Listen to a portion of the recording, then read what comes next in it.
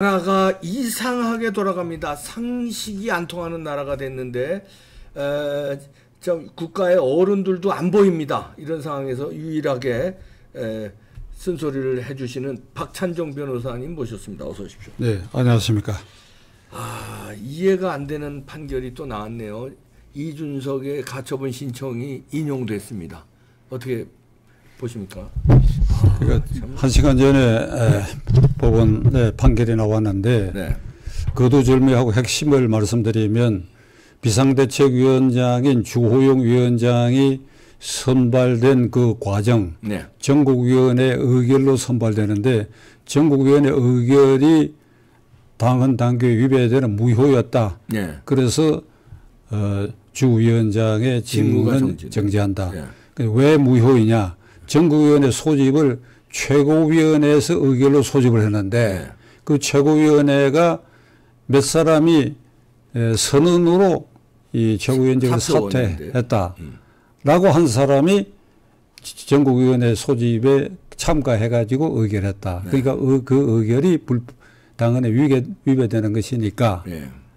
당헌에 위배된 최고의 의결에 따라서 전국위원회가 소집됐고 그 전국위원회가 비상대책위원장을 이게 추인한 그 과정이 당헌에 위배된다. 네. 그렇게 되면 비상대책위원회가 위원장이 지명한 위원으로 구성되어 있으니까 네. 그게 뭐 당연직이 두 사람 있죠. 원내대표고 정책위원장. 네, 그렇죠. 그러나 과반수 미달이니까 이게 전부가 무효다. 이제 이런 해체됐다고 와야 되고 네. 그러면 이걸 수습하는 걸 당헌 당규대로 하면 이제 최고위원회 기능이 상실되어 버렸으니까 네. 전국 상임위원회 위원 가운데 10%가 네. 10%가 발의를 하면 전국위원회 소집이 가능해요. 네. 그 소집을 해서 다시 비상대책위를 합법적으로 구성하고 네. 그리고 전당대회 가는 절차를 밟을 수밖에 없다. 네. 제가 심각하게 통탄하고 또 한편으로 우려하는 것은 그 이준석 대표라는 자에 대해서 초기에 원칙과 당헌 규정에 따라서 엄격하게 그를 심판하지 않은 데서 비롯됐죠. 이런 이게 다. 일이 자꾸 반복이 되고 이제 오늘 이 일로도 또 당의 지지율 그리고 곁들여서 대통령 지지율까지도 떨어지게 된다. 제가 말씀드리는 것은 처음 시작부터 이준석 대표에 대한 준엄한 심판을 잘못했다고 얘기하는 것은 성접대 의혹과 그 증거 조작 여기에만 포커스를 맞춰가지고 윤리심판원에서 징계 6개월 했는데 그거보다 더 큰 단위 지난 선거 과정에서 당대표가 어떤 행적과 행보를 보였는가 하는 데 대한 준엄한 심판을 안 했다 이게. 제가 이 방송에서도 분명히 말씀드렸는데 예. 그는 해당 행위를 한 사람이. 그렇죠. 윤석열 후보 당선을 원치 않았던 사람이. 네. 그러니까 내부 총질을 계속했고 네. 그리고 두 차례 결정적인 순간에 가출 행위를 하고 안철수 후보와의 단일화를 마지막 순간까지 방해했고 그의 입을 통해 가지고 문재인 대통령과 이재명 후보에 대해서 공격한 일이 한 번도 없고 네. 이게 어찌 당대표입니까? 이게 네. 이 물건이 어찌 당대표냐 이거야. 그거를 징계 6개월밖에 안 때린 게 그러니까 이거는 완전히 제거를 제명을 했어야죠. 제거를 해버려 제거를. 그러니까 그게 안 되니까 이건 제쳐놔놓고 이제 뭐 성접대 의혹 등에 매달리다 보니까 결국 이런 꼴이 왔는데 지금도 그 원칙에 돌아가야 된다. 추가 징계를 해야죠. 추가 징계를. 그러니까 지금도 그 원칙에 입각해가지고 네. 비상대책위도 구성하고 전당대회도 개최해야 된다. 네. 그렇게 해서 이걸 청소해야 된다. 네. 청소. 이제 혹자는 뭐 김종인 씨 같은 사람도 이 윤석열 대통령 왜 포용 못하느냐 이러는데 제 경험으로 이 헌정사 제가 현장에서 체험한 바로는 이게 당 지도자가 난동 부리는 자에 대한 포용이라는 게 한계가 있습니다. 예, 그렇죠. 예. 죽자고 결심하고 자기 정치를 위해서 덤비는 놈에 대해서 어떻게 이게 포용이 가능하겠느냐 이거야. 그러니까 듣기 좋은 말로 왜 윤 대통령이 포용 못하느냐. 이건 듣기 좋은 말로 그렇게 할 수 있다고. 그런데 이게 이준석은 포용이 될 수 없는 사람이에요. 네. 내쳐야 돼요. 처음부터 딴마음 먹고 좀 심하게 뭐 간첩질을 했다고 봐야 되는데 네. 그런 확신을 가지고 윤석열을 낙선시켜야 된다는 확신을 가지고 그 배후 세력들이 있잖아요. 네. 당적을 가진 배후 세력도 있고 제야의 또 배후 세력도 있다고 나는 알고 네. 있는데 그러니까 그렇게 덤비는 놈을 어떻게 포용한단 말이에요. 칼을 들고 찌르는데 포용하다 보면 내가 찔리게 돼 있는데 그걸 어떻게 포용하느냐 이 말이야. 그러니까 이럴 때는 원칙대로 돌아가서 국민들에게 이걸 진솔하게 설명을 해서 이렇게 할 수밖에 없다. 이렇게 해야 된다 이게. 네.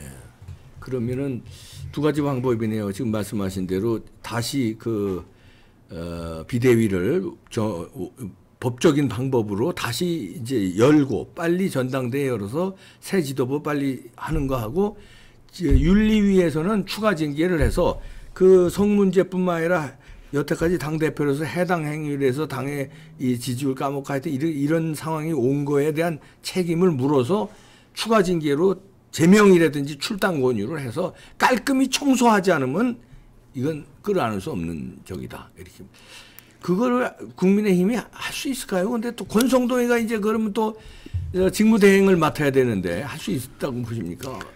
참 걱정이. 그거는 이제 비대위 절차를 밟을 때까지 잠시 만난 것이니까 그러니까 전국위원회 소집할 그때까지만 맞도록 신속하게 이 판결에서 지적하는 절차 하자 부분을 빨리 보완하면 돼요. 빨리 보완하면. 이게 뭐 전국 상임위원회 그 숫자가 많지도 않아 100명 미만이니까 빨리 하면 돼요. 네, 빨리 하면. 그러니까 빨리 해서 충격을 줄일 수밖에 없다. 근데 이제 문제는 이준석이는 이래가지고 이제 자기가 이겼다고 분명히 설쳐될 겁니다. 내가 뭐라고 그랬냐, 내가 이겼다. 이제 윤석열, 윤핵관 공격을 또 가일층 더 난리를 칠 텐데 이게 이제 큰일입니다. 그 수습되는 동안에 비대위를 이제 정상적으로 수습되기 전까지 뭐 오늘부터 그냥 뭐 5분이 멀다고 난리를 칠 텐데 이걸 어떻게 해야 됩니까? 참, 처리가 지금 답이 안 나와요. 이준석이 이 꼬마가 36살짜리 꼬마가 이게. 이준석에게 트집 잡힐 만한 이제 권성동, 윤핵관. 그렇죠. 그건 이 방송을 통해서도 진작 물러서라고 얘기했잖아요. 네, 물러섰으면 이런 일이 안 벌어지죠. 그러면 이 단계에서라도 권성동 대표가 물러서고 새로 원내대표를 뽑는 방법을 통해서라도 비대위를 감한다. 그래서 국민들에게 이준석의 저 바로 행위가 부당하고 무례하고 불법하고 당을 해악질한다 하는 것을 이쪽에 물러서는 몇 사람을 통해 가지고 그거를 부각시킬 수밖에 없다. 그러면 윤핵관 이준석과 맞서온 윤핵관도 물러나면 이준석이 명분도 떨어지니까 억울하겠지만 권성동 장제원은 물러나야 됩니다. 여기서. 네. 물러나고 새로운 원내대표. 여기서도 제가 여러 차례 촉구했고 그랬는데 물러서라. 요걸 계기로 이 판결을 계기로 물러서는 게 낫다. 그러니까 원내대표 뽑는 거는 간단하잖아요. 그럼요. 그냥 투표하면 되는데 그럼요. 그 모여갖고 그냥 결정하면 되는 거니까. 그럼 뭐 간단하죠. 뭐 저 100몇 명밖에 안 되는데 그 투표 뭐 어렵지도 않으니까.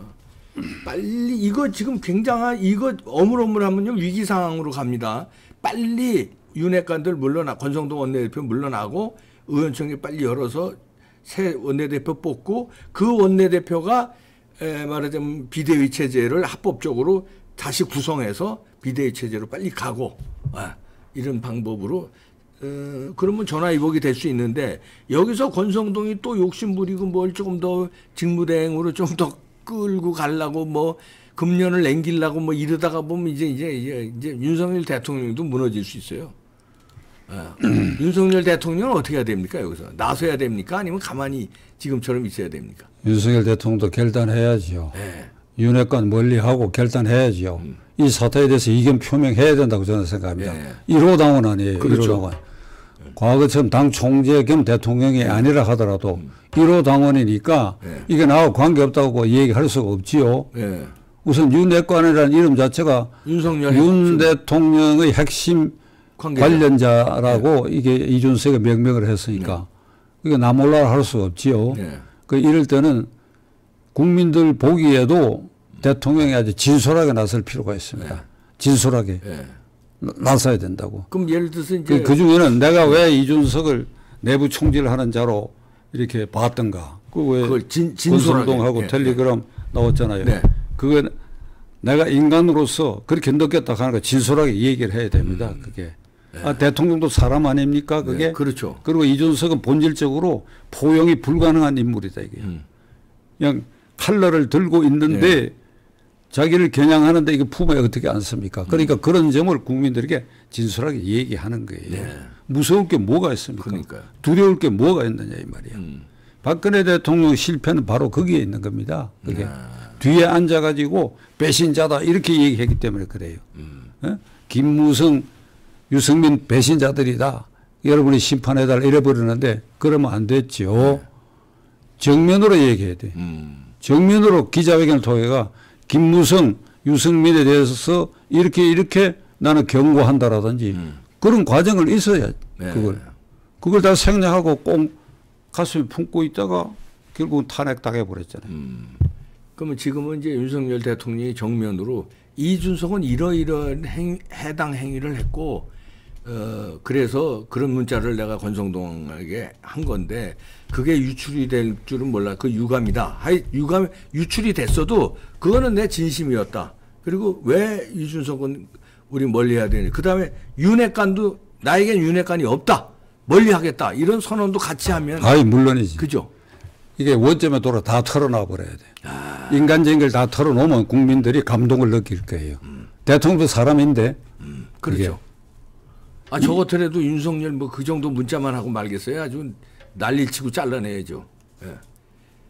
품으라 그런데 품어주지 않는 걸 어떻게 품느냐 이거야. 예. 품는데도 한도가 있잖아요. 네. 예를 들면 지금 우리가 역대 대통령 보고 김정일이 품어라, 김정은이 품어라. 그게 품어집니까? 그러니까 안 되는 건데. 안 그러니까 되는 그보다도 이건 더한 거라고 내부에서. 더하죠. 내부니까. 그건 아예 적이지만. 네. 깔끔하게 정리하시기 바랍니다. 윤핵관은 스스로 물러나시고 윤석열 대통령도 소탈하게 국민들에게 진심을 털어놓고 이준석과 윤핵관을 정리하시기 바랍니다.